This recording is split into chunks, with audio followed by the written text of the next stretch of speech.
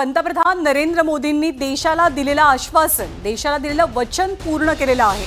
दहशतवाद्यांनी कल्पनाही केली नसेल त्याही पेक्षा मोठी शिक्षा त्यांना दिली जाईल आणि त्यांची जी वाचलेली जमीन आहे, ज्या जमिनीवरती ते आसरा घेतात, जी जमीन त्यांना थारा देते, ती जमीन सुद्धा भारत उद्ध्वस्त करेल हे पंतप्रधान मोदींनी स्पष्ट केलं होतं, जाहीर केलेलं होतं आणि त्याचीच प्रचिती अवघ्या जगाला आली आहे। भारतानं स्ट्राईक केला आणि पाकिस्तानमधले दहशतवाद्यांचे तळ हे उद्ध्वस्त केले। या सगळ्या घडामोडींचा सविस्तर आढावा घेण्यापूर्वी आपण हेडलाईन्स पाहूया।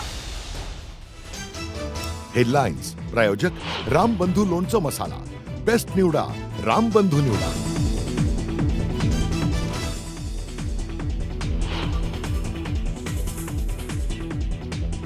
भारताच्या हल्ल्यामध्ये मसूद अझहरचं कुटुंब ठार, अझहरची मोठी बहीणही हल्ल्यात ठार झाल्याची माहिती। मसूद अझहर थोडक्यात बचावला, वरिष्ठ सूत्रांची माहिती।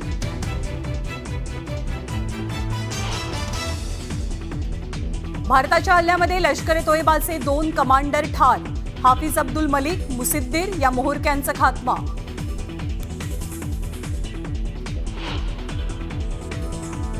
सीमापार दहशतवादावर भारतानं योग्य ती कारवाई केली, मात्र पाकमधनं भारतात आणखी हल्ले होऊ शकतात, परराष्ट्र मंत्री विक्रम मिस्री यांची माहिती। दहशतवादी हल्ल्याचं उत्तर युद्ध नाही, पाकिस्तान आधीच बर्बाद झालेला देश, करायचं असेल तर कोम्बिंग ऑपरेशन करा, पीओके मधल्या हल्ल्यावरनं राज ठाकरेंचा सल्ला।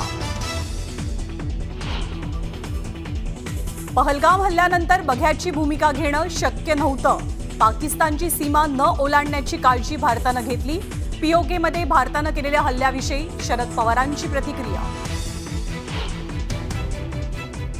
पाकव्याप्त काश्मीरमध्ये केलेल्या कारवाईनंतर भारतीयांकडनं जल्लोष, फटाके फोडून पेढे वाटत आनंद केला साजरा।